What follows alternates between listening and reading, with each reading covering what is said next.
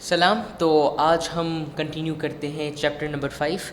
तो पिछले कुछ दिन से मैं क्लासेस पोस्ट नहीं कर सका, आई थिंक पिछले हफ्ते से, क्योंकि मेरे खुद के भी एग्ज़ाम्स चल रहे हैं। तो अभी जो आईजीसीएसई और जीसीएसई के जो एग्ज़ाम्स आएंगे उसमें मैं भी अपीयर हो रहा हूँ, तो ज़ाहिर सी बात है कि मुझे अपना भी थोड़ा स्टडी करना है। लेकिन आज इंशाल्लाह मतलब इस हफ्ते में इंशाल्लाह हम ख़त्म कर लेंगे इस पूरा कोर्स को। तो आज इंशाल्लाह हम चैप्टर 5 को ख़त्म करेंगे, फिर उसके बाद हम चैप्टर नंबर 6, 7 और 8 देखेंगे, और फिर एक आखिरी क्लास के अंदर हम सारे प्रैक्टिकल चीज़ें देखेंगे जैसे कि फ़्लो चार्ट्स और सूडो कोड, और हम कुछ पाइथन बेसिक्स भी देखेंगे। तो सबसे पहले तो हम शुरू करते हैं 2D प्रिंटर्स।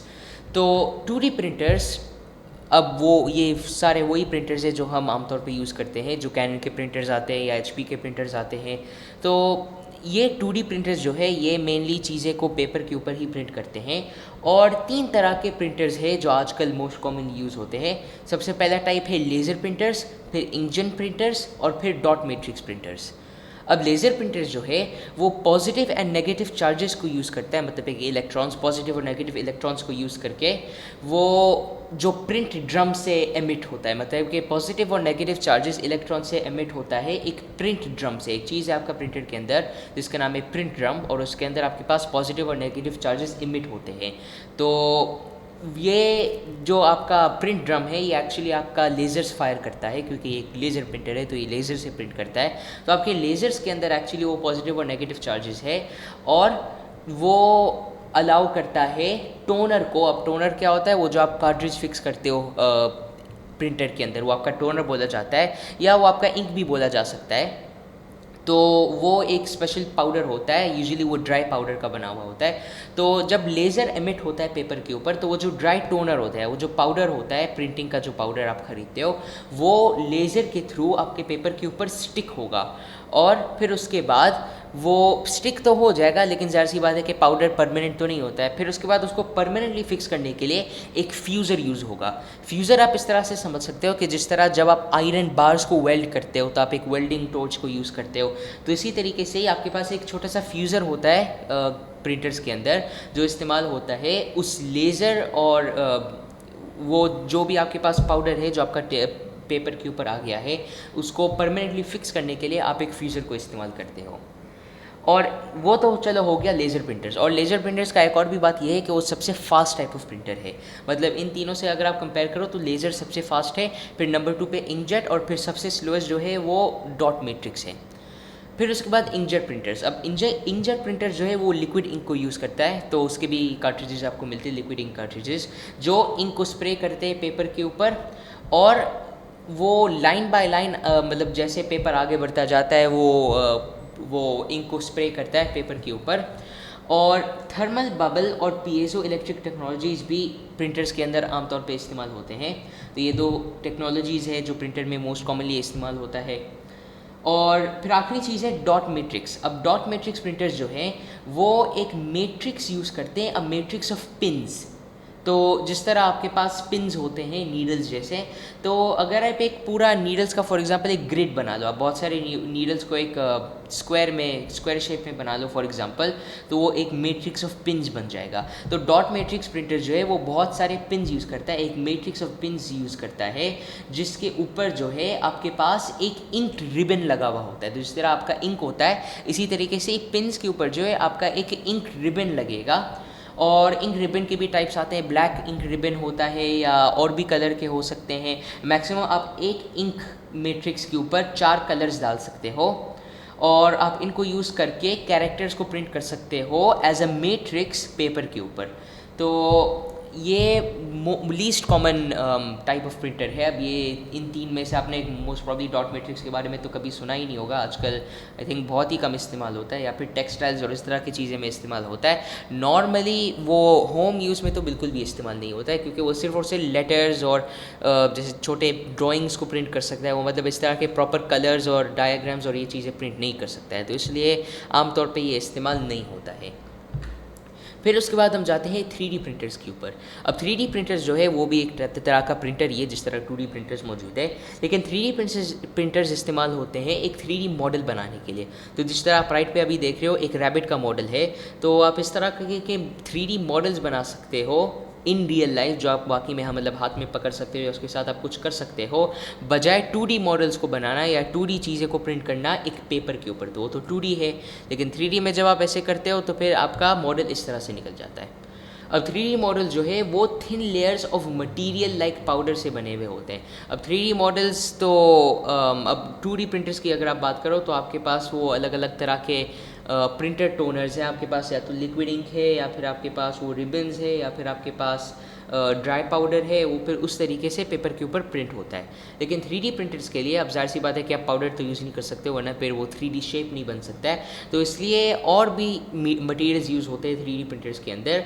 आप thin layers of powdered resin, तो रेजिन एक मटेरियल होती है जो बहुत ही अच्छा है 3D चीज़ें बनाने के लिए, तो उसको जब पाउडर फॉर्म में करते हैं तो फिर आराम से वो हीट अप करके वो फॉर्म हो सकता है, तो उसको हीट अप करके फिर उसी से ही मॉडल बनाया जाता है। ये जो आप अभी देख रहे हो इधर आपके पास एक नोज़ल लगा हुआ है, आई थिंक आप देख सकते हो, तो ये नोज़ल के थ्रू ही ये पाउडर रेजिन जो है ये आउटपुट होता है और ये हीट अप हुआ होता है। इसके अंदर एक हीटर होता है, तो जब वो निकलता है तो वो बहुत ही ज़्यादा गर्म होता है और गर्म होने की वजह से वो खुद ब खुद जो है वो मॉडल के ऊपर मतलब स्टिक हो जाता है, तो उसमें आपको कोई एक्सटर्नल ग्लू या कोई ऐसी चीज़ लगाने की ज़रूरत नहीं है क्योंकि वो खुद ब खुद एक लिक्विड लाइक फॉर्म में बन जाता है जब वो हीटअप हो जाता है।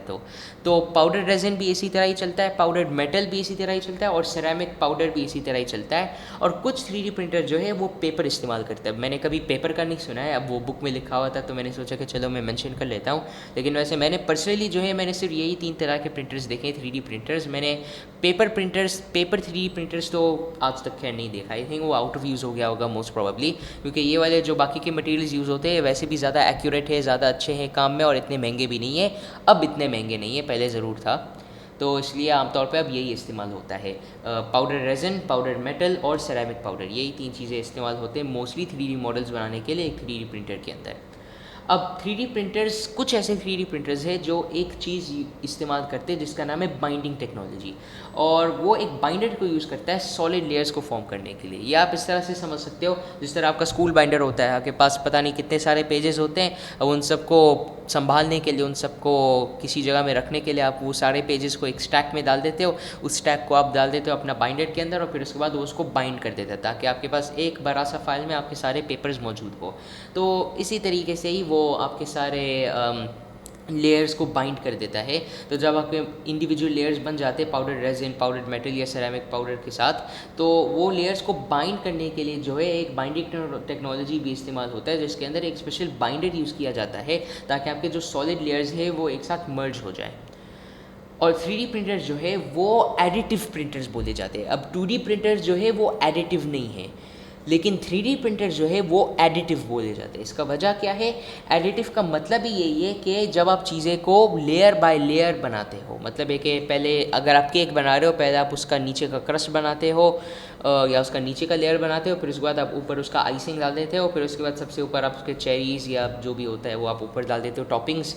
तो इसी तरीके से ही आपके पास 3D प्रिंटर्स में भी जो प्रिंटिंग का तरीका होता है वो भी यही होता है कि एक लेयर एक के बाद एक प्रिंट होता जाता है। तो इसको हम बोलते हैं एडिटिव प्रिंटर्स या एडिटिव प्रिंटिंग, क्योंकि एडिटिव का मतलब ही यही है, ये एक इंग्लिश वर्ड है एडिटिव, और इसका मतलब ही यही है कि चीज़ें को एक के बाद एक लेयर में प्रिंट करना, लेयर्स में प्रिंट करना। 3D प्रिंटर्स जो है वो बहुत सारी चीज़ें में इस्तेमाल होते हैं। अब उनका अब सोचोगे कि यार यूज़ किया है उसका, फिर तो प्रोस्थेटिक लिम्स के बारे में अगर आपने सुना हो, मतलब है कि अगर किसी का हाथ नहीं है, किसी का पाँव नहीं है, किसी का लेग नहीं है, तो वो फिर उसका एक रोबोटिक वर्जन को इस्तेमाल कर सकता है जो उसका नर्व से कनेक्टेड होगा और वो मेटल या स्टील या कोई ऐसी चीज़ का बना हुआ होता है और फिर उसी से ही बंदा चलता है और सब करता है। तो वो प्रोस्थेटिक लिम्स का एक इंडस्ट्री है, तो 3D प्रिंटर्स प्रोस्थेटिक लिम्स को बनाने के लिए बहुत इस्तेमाल होता है। उसके अलावा मैन्युफैक्चरिंग एरोस्पेस पार्ट्स, एरोस्पेस का मतलब है स्पेस शटल्स और इस तरह की चीज़ें जो बनाते हैं, या एरोप्लेन्स के जो पार्ट्स बनाते हैं वो भी कभी कभी 3D प्रिंट होता है। और जो उसका सबसे ज़्यादा यूज़ है जहाँ तक मैंने देखा है वो प्रोस्थेटिक लिम्स के अंदर है और रिकन्स्ट्रक्टिव सर्जरी, मतलब है कि फॉर एग्जांपल अगर किसी का ऑपरेशन होना है, फॉर एग्जांपल किसी का जॉ नहीं है, तो और अगर उसके पास अब कोई तरीका नहीं है, ज़ाहिर सी बात है अगर जॉ ही आपका टूट गया है तो फिर आपके पास या तो जॉ नहीं है या फिर अब एक और तरीका आ गया है कि आप 3D प्रिंटिंग को यूज़ करके आप एक जॉ बना सकते हो। पाउडर रेजिन, पाउडर मेटल या सेरामिक पाउडर से आप एक जॉ बना सकते हो। उस जॉ को आप स्टिच करोगे उस इंसान के ऊपर और फिर उसके बाद आपका वो जॉ वापस आ जाएगा। तो इसी तरीके से ही आप बॉडी पार्ट्स को भी रिकन्स्ट्रक्ट कर सकते हो 3D प्रिंटर्स के थ्रू। तो ये सारी चीज़ें जो है ये सब यूसेस है 3D प्रिंटर्स के। तो अब हमने देख लिया 2D और 3D प्रिंटर्स। अब हम जाते हैं कटर्स के ऊपर, 2D और 3D कटर्स के ऊपर। अब कटर जो है वो कंप्यूटर्स और सॉफ्टवेयर से कंट्रोल हुआ हुआ होता है, जिस तरह प्रिंटर्स भी इसी तरीके से ही कंट्रोल हुआ हुआ होता है। लेकिन कटर जो है वो स्पेशल सॉफ्टवेयर से इस्तेमाल होता है, कंट्रोल हुआ हुआ होता है। और जैसे कि आपका कैट सॉफ्टवेयर है या आपका CAM सॉफ्टवेयर है, तो ये दो बहुत ही पॉपुलर है कटर्स को इस्तेमाल करने के लिए। और कटर्स एक्चुअली होते क्या है, कटर जो है वो आपके ऑब्जेक्ट्स को फॉर्म करने के लिए होते हैं। जब आप glass, crystal, metal, polymers, would, इस तरह के मटेरियल को जब आप कट करते हो तो आपके नए नए ऑब्जेक्ट्स बन जाते हैं। तो 2D कटर्स और 3D कटर्स का यही एक इस्तेमाल होता है। तो ये कंप्यूटर से अटैच हुआ हुआ होता है, तो इसलिए फिर वो आपका डायरेक्ट कंप्यूटर के अंदर जो सॉफ्टवेयर है उसी से ही कंट्रोल हुआ होता है। जो आपका कंप्यूटर का माइक्रो प्रोसेसर है वो ये सबको एग्जीक्यूट कर रहा होता है, ये पूरा 2D या 3D कटर को यूज़ कर रहा होता है। और जो भी ये मटेरियल कट करेगा, for example glass, crystal, metal, polymers, would, ये जो भी इसका आउटपुट आएगा वो आपके पास एक कटा हुआ फॉर्म होगा उस स्पेसिफिक मटेरियल का। फिर आप उसको कहीं और चीज़ में, किसी और चीज़ में इस्तेमाल करोगे। तो ये भी एक आउटपुट डिवाइस है 2D 3D कटर्स। तो 2D कटर्स जो होते हैं वो 2D मटेरियल काट सकते हैं। फॉर एग्जांपल अगर एक 2D ग्लास का शीट है आपके पास, तो उस ग्लास का शीट को अगर आपको काटना है किसी स्पेसिफिक शेप में तो वो कर सकता है। अगर 3D कटर्स की बात करो तो फॉर एग्जांपल अगर आपके पास एक बड़ा सा वुड का पीस है, तो आप उसको फॉर एग्जांपल काट सकते हो। तो आमतौर पे 2D और 3D कटर्स जो होते हैं वो फिर इसी काम के ही होते हैं। मोस्टली 3D कटर्स ही इस्तेमाल होते हैं, 2D कटर्स इतना नहीं होता है, क्योंकि ज़ाहिर सी बात है कि वो पेपर या ग्लास या ऐसे ज़्यादा थिक चीज़ें के थ्रू नहीं काट सकता है, वरना फिर 3D कटर्स ही इस्तेमाल होता है। तो इसलिए आमतौर पर 3D कटर्स ही इस्तेमाल किया जाता है। और आप ये अभी देख सकते हो, ये आप देख सकते हो कि ये जो कटर है ये एक स्पेसिफिक शेप में एक पेपर का पीस के ऊपर कुछ काट रहा है। तो ये 2D कटर है, ये 3D कटर नहीं है। तो 2D कटर का मुझे कोई इतना अच्छा पिक्चर नहीं मिला, वरना मैं वो भी दिखा देता। अच्छा, अब उसके बाद हम बात करते हैं एक्चुएटर्स का। अब हमने सेंसर्स के बारे में तो ऑलरेडी हमने आई थिंक लास्ट क्लास ही बात किया था सेंसर्स के बारे में। ये डाटा को अगर आप डाटा को सेंड करना चाहते हो from the real world to a computer, for example अगर आप नियरनेस से डिटेक्ट करना चाहते हो, या आप लाइट डिटेक्ट करना चाहते हो, या आप गैस डिटेक्ट करना चाहते हो, तो ये जितने भी आपके एक्सटर्नल सेंसर्स है ये आपको डाटा फॉरवर्ड करेगा कंप्यूटर के अंदर। तो कंप्यूटर पर उस डाटा को रिसीव करेगा। तो ये होते हैं सेंसर्स। और एक्चुएटर्स जो होते हैं वो भी एक तरह का सेंसर ही होता है, लेकिन इसका काम होता है मशीन को फिजिकल मूवमेंट्स करने देना। मतलब है कि अगर मैं बोलूँ मुझे एक ह्यूमनाइड रोबोट बनाना है, एक ह्यूमन की तरह का ये एक रोबोट बनाना है जो चल सकता है, हाथ घुमा सकता है, ये सारी चीज़ें कर सकता है। तो लेग मूव करने के लिए, हाथ घुमाने के लिए, ये सारी चीज़ें करने के लिए जो है उसको कोई ऐसा मूविंग पार्ट चाहिए होगा जो मूव कर सकता हो, जिसके अंदर एक सेंसर भी लगा हुआ हो कि वो डिटेक्ट करे कि जब ये चीज़ हो तभी मैं अपना हाथ को मूव करूँ, या जब ये चीज़ हो तभी मैं अपना टांग को मूव करूँ। तो एक्चुएटर्स इसी काम के लिए होता है, वो फिजिकल मूवमेंट अलाउ करता है एक मशीन को, और उसके अंदर एक सेंसर भी अटैच हुआ होता है ताकि वो कंडीशंस के हिसाब से उसको मूव करे। मतलब है कि जब ये हो तो ये करो, जब वो हो तो वो करो। तो एक्चुएटर्स बहुत ही कॉमनली इस्तेमाल होता है रोबोटिक्स के अंदर। फिर उसके बाद हम आते हैं लाउड स्पीकर्स के ऊपर। अब लाउड स्पीकर्स जो होते हैं वो एनालॉग वोल्टेजेस को कन्वर्ट करते हैं साउंड के अंदर। अब एनालॉग और डिजिटल वोल्टेजेस आई थिंक मुझे पता नहीं कि हमने एक्सप्लेन किया नहीं, लेकिन ये आप इस तरह से समझो। अब डिजिटल वोल्टेजेस क्या होता है, अब बाइनरी पे ही डिजिटल वोल्टेजेस काम करता है, मतलब है कि या तो 0 है या फिर 1 है। तो अगर मैं एनालॉग वोल्टेजेस की बारे में बात करूँ तो एनालॉग वोल्टेजेस जो है वो सिर्फ और सिर्फ 0-1 तक ही नहीं है, वो उसके बीच में भी जा सकता है, जैसे 0.8, 0.7, उससे ज़्यादा भी जा सकता है। वो फिर उसका जो वैल्यू होता है वो एकदम एग्जैक्ट नहीं होता है कि या तो 0 या फिर 1। वो फिर इस तरह से नहीं होता है कि जैसे या तो ट्रू हो या फिर फॉल्स हो, उसका कोई भी बीच का चीज़ सपोर्ट नहीं करता है डिजिटल वोल्टेजेस। लेकिन एनालॉग वोल्टेजेस जो है वो एक तरह से बीच के चीज़ें भी एक्सेप्ट करता है। इसका सिंपलिस्ट ये एक्सप्लेनेशन मैं आपको दे सकता हूँ। तो स्पीकर जो है वो एनालॉग वोल्टेजेस को कन्वर्ट करते हैं साउंड के अंदर। अब ये कैसे होता है, सबसे पहले जो एनालॉग वोल्टेजेस को कलेक्ट करते हैं कंप्यूटर से, वो सबसे पहले तो उसको डिजिटल सिग्नल्स के अंदर कन्वर्ट करते हैं, डिजिटल वोल्टेजेस के अंदर कन्वर्ट करते हैं। फिर कन्वर्ट करने के बाद अच्छा नहीं, सॉरी, सबसे पहले क्या होता है, आपका एनालॉग वोल्टेजेस जो होता है वो आपका साउंड के अंदर कन्वर्ट होता है। तो उससे पहले जो आपका कंप्यूटर है वो तो डिजिटल वोल्टेजेस या डिजिटल सिग्नल्स के ऊपर काम कर रहा होता है, तो वो तो डिजिटल सिग्नल्स या डिजिटल वोल्टेजेस ही आउटपुट करेगा। आपका जो कंप्यूटर है वो डिजिटल ही आउटपुट करेगा। फिर जो उसका डिजिटल आउटपुट होगा उसको कन्वर्ट किया जाएगा एनालॉग आउटपुट्स में एक डैक के थ्रू। डैक एक डिवाइस होता है, DAC, और ये इस्तेमाल होता है डिजिटल टू एनालॉग वोल्टेजेस में कन्वर्जन्स करने के लिए। तो जब आपका एनालॉग वर्जन जो है वो कन्वर्ट होगा, जब आपका डिजिटल वोल्टेज जो है वो कन्वर्ट होगा एनालॉग में एक डैक के थ्रू, फिर उसके बाद जो उसका आउटपुट होगा उसका आउटपुट वोल्टेज होगा एज साउंड, मतलब है कि वो एज साउंड आउटपुट होगा। तो ये जो आपका डैक है ये इसका एक ही काम है, डिजिटल टू एनालॉग कन्वर्ट करना। फिर उसके बाद जब एनालॉग में कन्वर्ट होगा फिर उसके बाद स्पीकर उस वोल्टेज को रिसीव करेगा, उस सिग्नल को रिसीव करेगा, और फिर उसके बाद वो कन्वर्ट करेगा साउंड में, और फिर उस साउंड को आउटपुट करेगा स्पीकर्स के थ्रू। तो ये पूरा प्रोसेस इसी तरह से ही चलता है कि कंप्यूटर्स जो है वो सबसे पहले सिग्नल्स भेजता है डिजिटल में, फिर उसके बाद स्पीकर जो है वो उसको एनालॉग में कन्वर्ट करता है, एनालॉग में कन्वर्ट करने के बाद उसको साउंड में कन्वर्ट करता है, और फिर उसके बाद उस साउंड को आउटपुट करता है। अब डैक का जो ट्रांसलेशन स्पीड है, अब ज़ाहिर सी बात है कि डैक का जो काम है वो ट्रांसलेशन ही है, एक तरह से डिजिटल सिग्नल्स या वोल्टेजेस को एनालॉग सिग्नल्स या वोल्टेजेस में कन्वर्ट करना। तो ये एक तरह का एक ट्रांसलेशन की चीज़ है।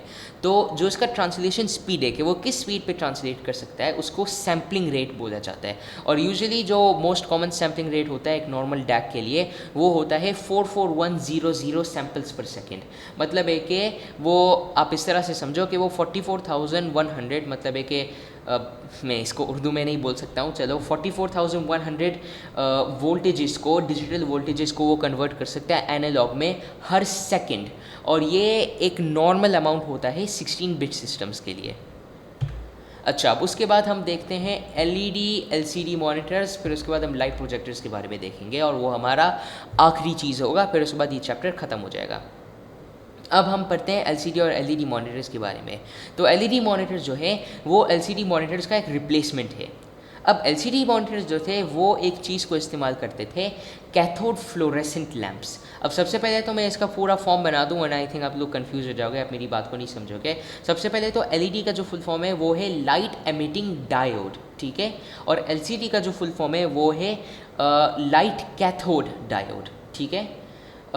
तो ये इस तरह से होता है कि आपके पास जो LED होता है वो LED आपका लाइट एमिटिंग डायोड कहलाता है, और वही आजकल इस्तेमाल किया जाता है। बेसिकली उसमें आपके लाइट्स लगे हुए होते हैं, जिस तरह आपके बल्ब्स होते हैं, तो छोटे छोटे LED बल्ब्स लगे हुए होते हैं आपके पास एक ग्रिड के अंदर, और वही आपका मॉनिटर के अंदर लगा हुआ होता है, और उसी के थ्रू ही आपके कलर्स और लाइट्स और ये सारी चीज़ें आउटपुट हो जाते हैं। तो LCD मॉनिटर जो है वो बड़े बड़े ट्यूब्स को यूज़ करता था, जो कैथोड फ्लोरेसेंट लैम्प्स बोले जाते थे, या CCFLs।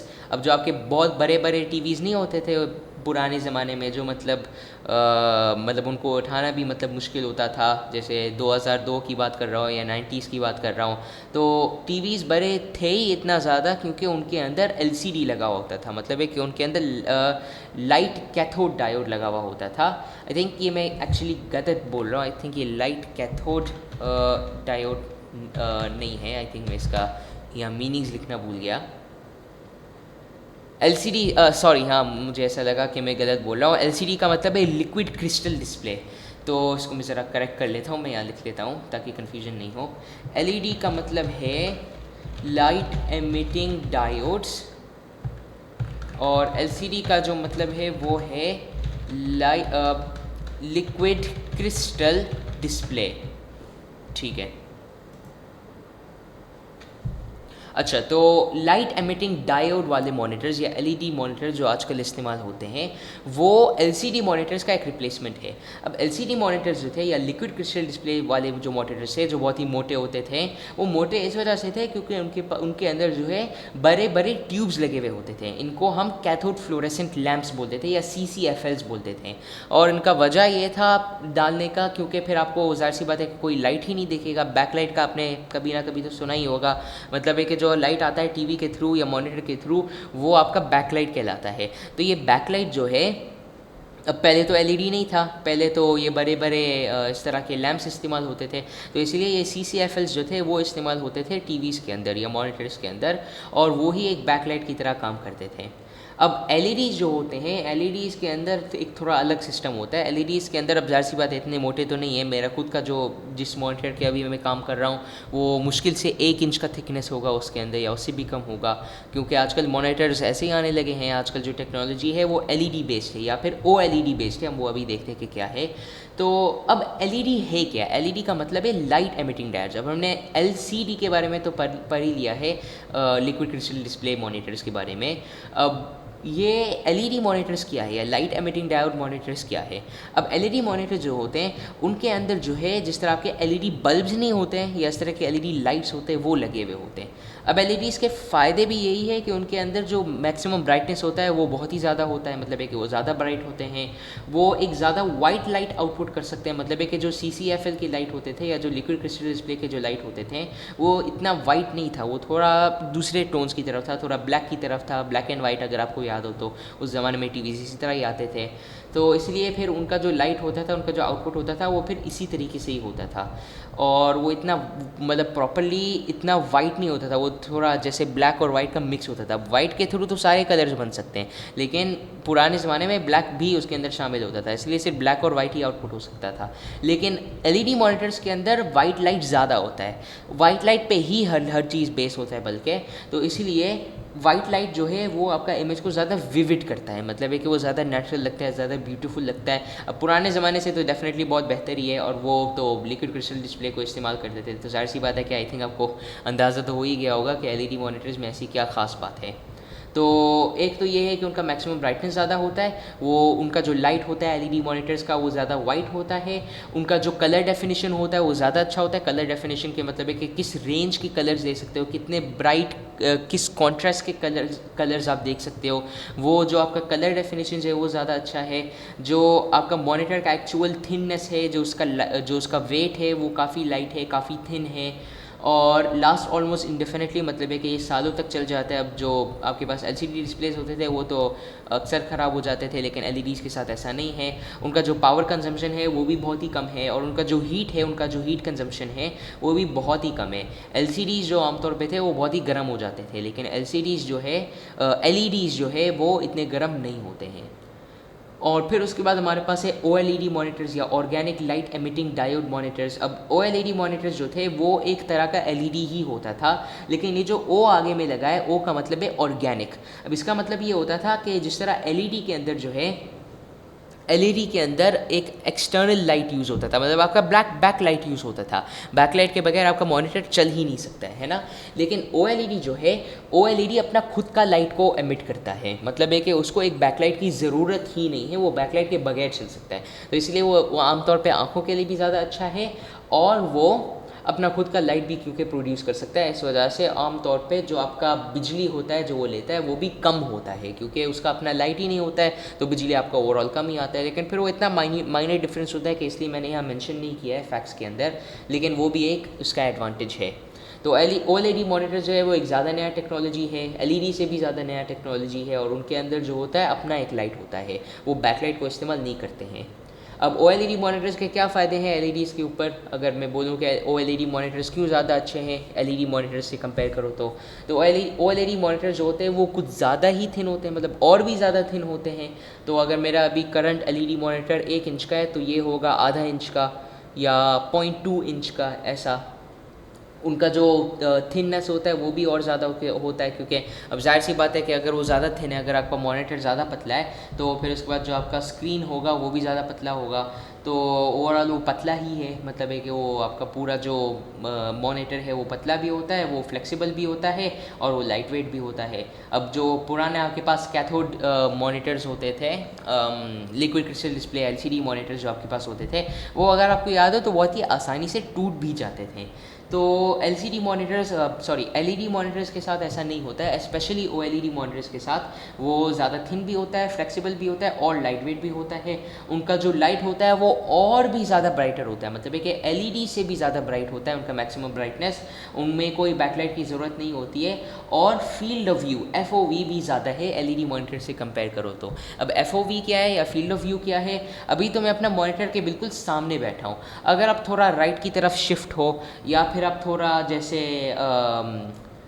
अगर आप अपने मॉनिटर के पास खड़े हो, मतलब साइड बाय साइड की अगर मैं बात करूँ 180 डिग्रीज़ पे अगर आप देखने की कोशिश करो अपने मॉनिटर को, तो दूसरे मॉनिटर्स पे या एक फॉर एग्जांपल एलसीडी मॉनिटर के ऊपर आपको कुछ नहीं दिखने वाला है, लेकिन एलईडी मॉनिटर्स के ऊपर, स्पेशली ओएलईडी मॉनिटर्स के ऊपर जो है आपका एफओवी, आपका फील्ड ऑफ व्यू जो है वो बहुत ही अच्छा होता है। मतलब है कि आप एंगल से भी 45 डिग्री एंगल से भी 20 डिग्री एंगल से भी आप उसको बड़ी आसानी से देख सकते हो मॉनिटर को, मतलब जो भी आपके पास कलर्स और वो सब है वो भी प्रॉपर्ली दिखता है। तो ये हो गया एलसीडी और एलईडी मॉनिटर्स।